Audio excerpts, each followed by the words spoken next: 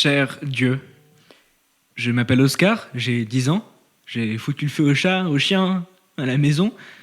Je crois que j'ai même grillé les poissons rouges. Et c'est la première lettre que je t'envoie parce que jusqu'ici, à cause de mes études, j'avais pas le temps. Je te préviens tout de suite, j'ai horreur d'écrire. Faut vraiment que je sois obligé. Parce que écrire, c'est guirlande, c'est pompons, risettes, rubans, etc. Écrire, c'est rien qu'un mensonge qui enjolive. Un truc d'adulte. La preuve ? Tiens, prends le début de ma lettre. Je m'appelle Oscar, j'ai 10 ans, j'ai foutu le feu au chat, au chien, à la maison. Je crois que j'ai même grillé les poissons rouges. Et c'est la première lettre que je t'envoie parce que jusqu'ici, à cause de mes études, j'avais pas le temps. J'aurais pu aussi bien mettre... On m'appelle Crâne d'œuf, j'ai l'air d'avoir 7 ans, je vis à l'hôpital à cause de mon cancer. Et je ne t'ai jamais adressé la parole parce que je crois même pas que tu existes. Seulement, si j'écris ça, ça la fout mal. Tu vas moins t'intéresser à moi, or j'ai besoin que tu t'intéresses.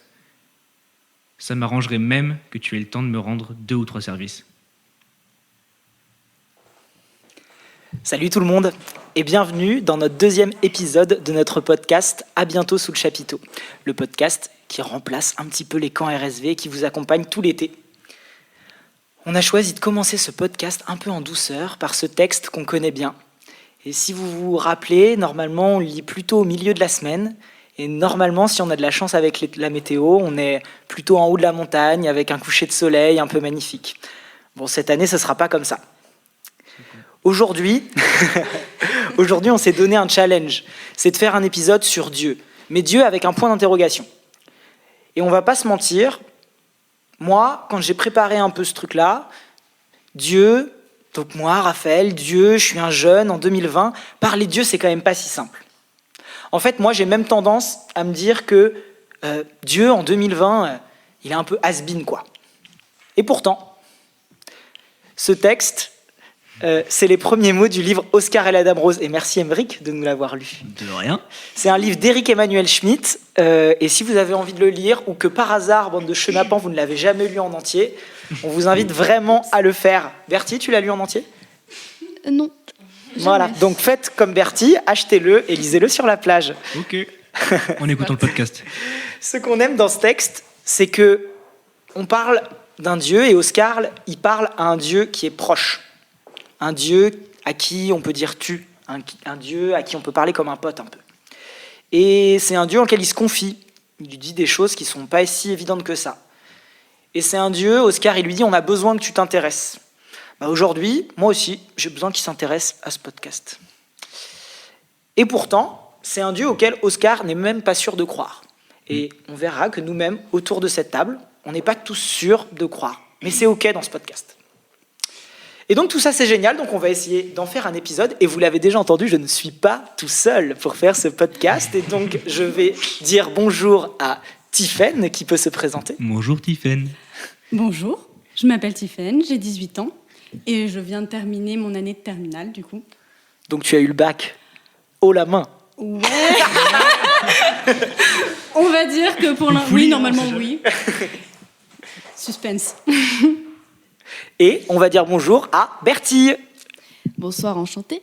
Oui, donc Bertie, 18 ans également. Et je viens de finir également mon année de terminale et je devais également prendre part en tant que jeune aux camps qui ont été malheureusement annulés. Merci d'être là. Et vous avez déjà entendu Émeric qui a lu de sa douce voix Oscar et la Dame Rose. Effectivement, j'ai toujours autant 16 ans, j'avais fait le fil rouge dans l'émission d'avant et je suis extrêmement content d'être là. Merci. Et donc, parler de Dieu, ça nous a encore, comme la semaine dernière, posé quelques questions. Et donc, je vais vous présenter un petit peu les questions qui ont permis à Bertie et à Tiffaine de réfléchir à ce thème, Dieu, point d'interrogation.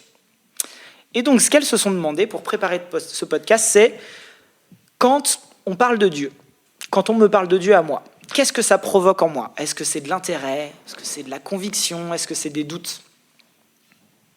Et puis, pour aller plus loin, quand je regarde mon expérience, quand je regarde mon histoire, est-ce que j'arrive à nommer des événements, des rencontres qui sont en lien avec ce que je pense de Dieu aujourd'hui ? Et d'essayer d'en prendre une, de se les raconter. Et quel effet est-ce que ça me fait de me poser face à ces événements et ces rencontres? Et puis, pour aller encore plus loin, se poser la grande question, est-ce que Dieu, c'est quelqu'un pour moi? Si oui, j'essaye de dire qui. Et sinon, en quoi je crois? En qui je crois?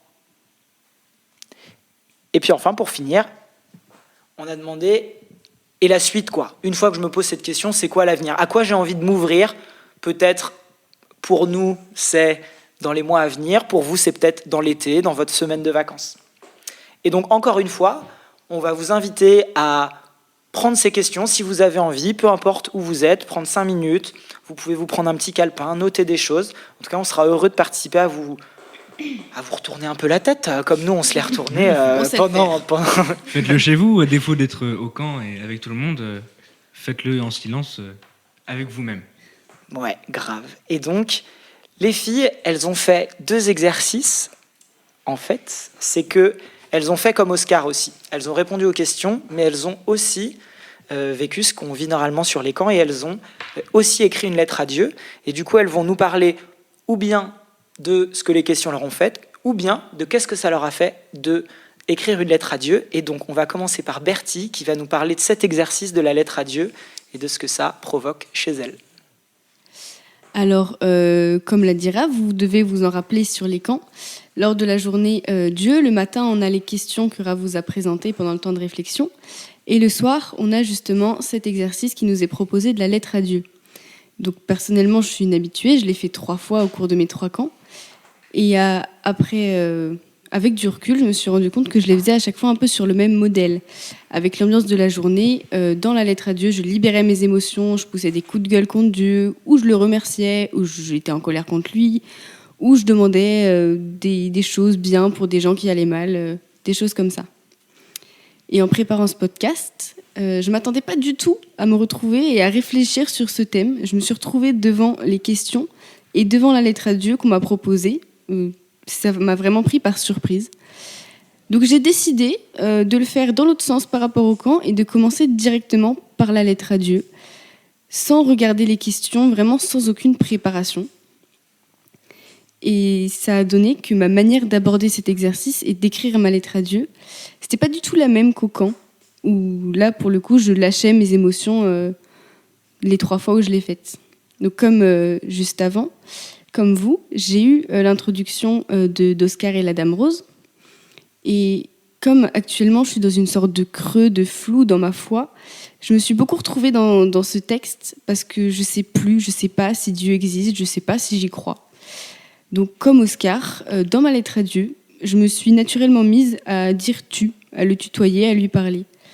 Mais cette fois, contrairement aux autres fois, pas de coup de gueule ou pas de demande. Je me suis mis à décrire en fait ma vision de Dieu, plus précisément les moments de ma vie, les moments de mon parcours où je l'ai vu, où je l'ai vraiment pu le ressentir, avoir sa présence et que ça m'ait marqué. Et pendant l'écriture de cette lettre, il y a un moment qui a été une sorte de tournant. Donc au début, j'utilisais le tu, mais je l'envoyais dans le vide, il y avait rien au bout. Je m'en suis rendu compte, donc à un moment, je me suis dit, il n'y a rien au bout, il faut un destinataire, c'est tu, ça s'adresse à quelqu'un. Donc même sans savoir si Dieu existe ou si j'y crois, je me suis dit, je vais adresser ce tu à quelqu'un, quelque chose, un destinataire. Et à partir de là, je me suis mis à ressentir une présence vraiment qui m'a tout de suite plongée dans ma lettre et plongée dans les ressentis que je décrivais de ces moments où j'ai senti une présence dans mon parcours.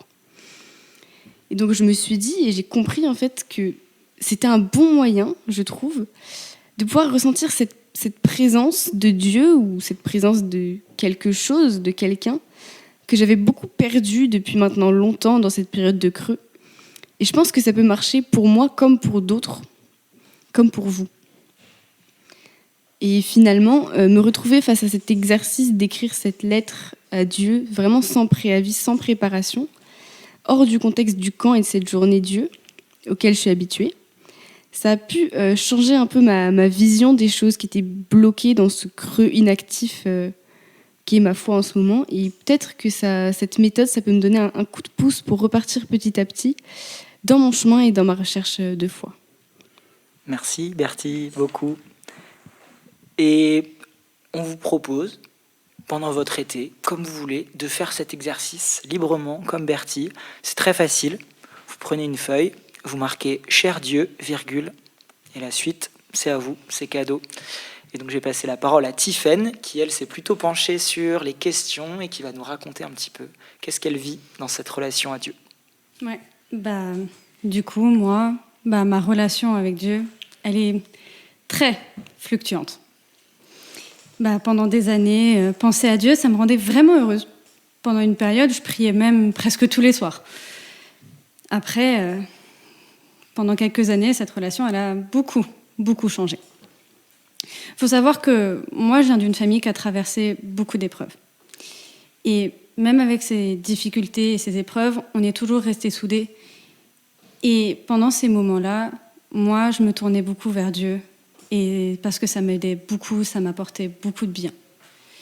Sauf qu'un jour, mes parents ont divorcé. Et toute l'image que j'avais de ma famille, elle s'est effondrée d'un coup. J'avais, on va dire, plus rien. Je trouvais ça injuste. Je ne comprenais pas pourquoi on avait dû faire face à toutes ces souffrances. Et je me demandais quand est-ce que ça allait enfin pouvoir se terminer. Et à ce moment-là, parler de Dieu, ça me mettait en colère. J'étais frustrée parce que d'autres personnes avaient une relation super forte avec lui, alors que moi, j'y arrivais pas. Pendant à peu près 2 ans, j'ai mis Dieu sur le côté. Je voyais pas la colère que j'avais. Je voulais pas voir que je lui en voulais énormément. Du coup, je lui parlais rarement. Dès que je priais, c'était pour demander des services. Par exemple, tous les ans, au début de l'année, je priais juste pour que ma rentrée se passe bien et parce que je voulais avoir telle ou telle personne dans ma classe. C'est tout. Du coup, à chaque fois, je m'en voulais parce que je parlais que de moi et je trouvais que c'était égoïste de ma part. Et du coup, je m'excusais. Et après, je suis allée à Fonda, j'ai fait mon premier camp RSV. Et pendant le 3e jour, Dieu, point d'interrogation, quand j'écrivais ma lettre, j'ai juste poussé un coup de gueule. J'ai exprimé toute la colère que je ressentais.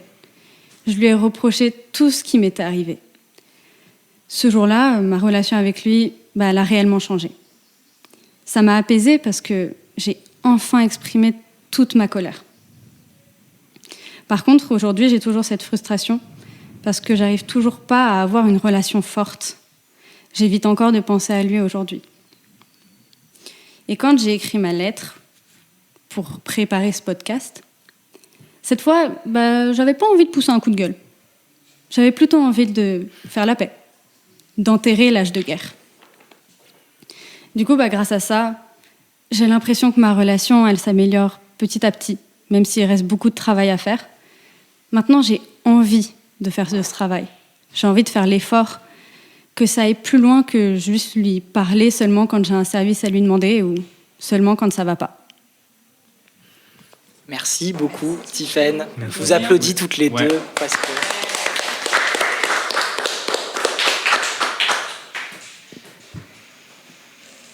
Pour vous parler de Dieu là aujourd'hui, moi j'avais envie de vous dire que Dieu c'est cadeau. C'est cadeau. Et nous à Fondatio, on est sûr que c'est un vrai beau cadeau à offrir. C'est win-win. C'est win-win. Merci Aymeric. C'est le bon mot ça. Et en même temps, j'avais envie de vous inviter à un petit exercice là. Imaginez 2 secondes que c'est votre anniversaire. Donc vous recevez un cadeau quoi. C'est un paquet, tout ça. Et donc le principe d'un cadeau, a priori, c'est plutôt cool. C'est un truc qu'on vous offre gratuitement. Tu payes pas, t'es bien avec quoi. Et ce cadeau, une fois que tu le reçois, t'en fais ce que tu veux. Et donc, parfois, quand tu reçois un cadeau, ça peut faire super plaisir. Peut-être c'est un cadeau que t'attends, tu l'attendais depuis longtemps, t'avais envie de le recevoir. Quand tu l'ouvres, t'es trop content, voilà. Ou alors, au contraire, c'est quelque chose que t'attendais pas franchement. Et en vrai, c'est pas trop cool. Parce que moi, je me rappelle, un matin à Noël, mes parents nous avaient offert, franchement, des cadeaux un peu éclatés. Balance. Et vraiment, ils ont attendu la dernière minute pour bouger un peu le canapé. Et là, bam, une Xbox et une nouvelle télé. d'accord. Vraiment, franchement, c'est le Ah meilleur ouais. truc du monde. Plot twist. Trop fort. Et donc, le cadeau, des fois, c'est ça. Donc, c'est cool. Et puis, un cadeau, des fois, c'est un peu pourri. Ça peut être un peu pourri. On peut ouvrir la boîte, et puis là, on doit faire semblant que ah, merci, c'est cool. Parce que c'était pas du tout ce qu'on attendait. Tu pensais que c'était une Xbox, et en fait, c'est une paire de chaussettes. Décevant. Voilà, c'est pas le Ça même sent le budget. vécu. Et donc, ma première invitation aujourd'hui, c'est là, Dieu, ce cadeau, de le prendre, cette boîte. Et juste de vous dire, c'est cool et c'est gratos. Et maintenant, c'est à vous de choisir. Vous pouvez déchirer le papier cadeau avidement, regarder le plus vite possible ce qu'il y a à l'intérieur parce que vous savez que c'est cool. Ou alors, vous pouvez ouvrir un petit peu la boîte, vite fait, checker, ça me plaît pas, je referme, ou alors j'ouvre. Vous pouvez faire ça.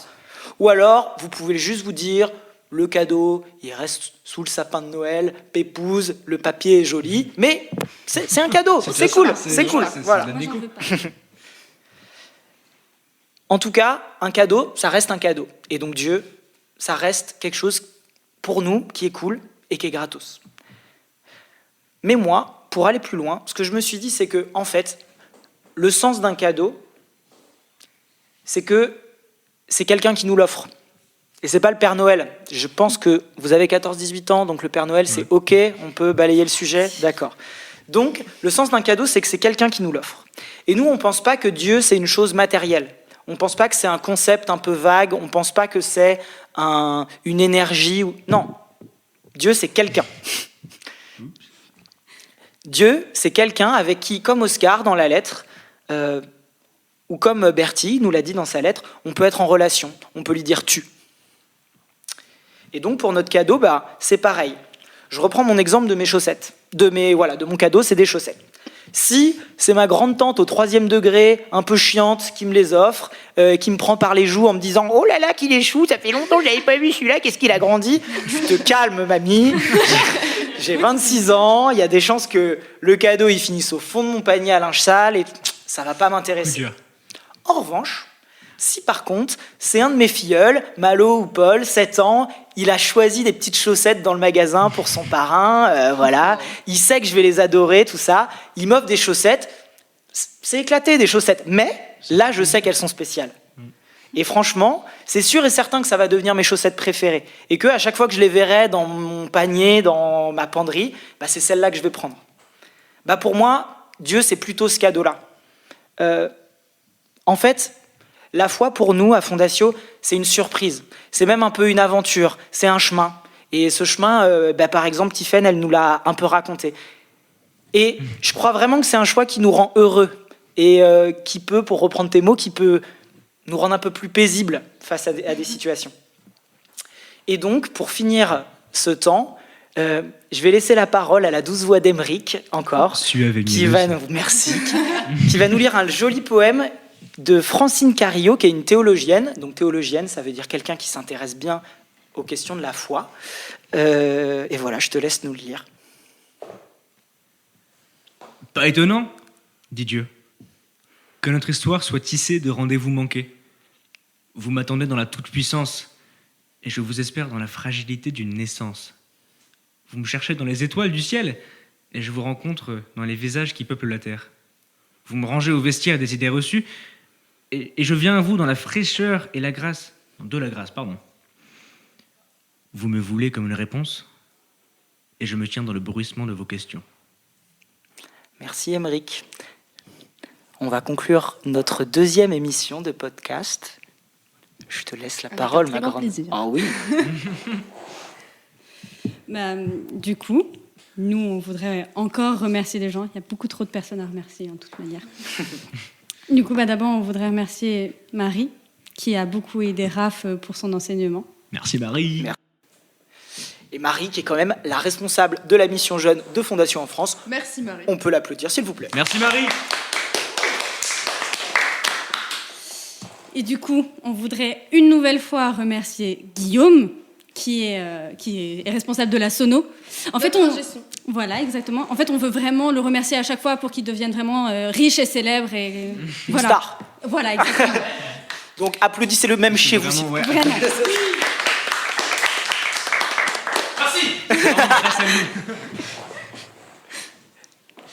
Oh merde. Enchaîne, c'est pas grave. Et du coup, On se retrouve pour la le prochain semaine épisode, prochaine. pour le dernier épisode. Oh. Oh, c'est le dernier. Toute histoire a une fin. Soyez au rendez-vous et on vous dit À bientôt sous le chapiteau. Merci. Podcast.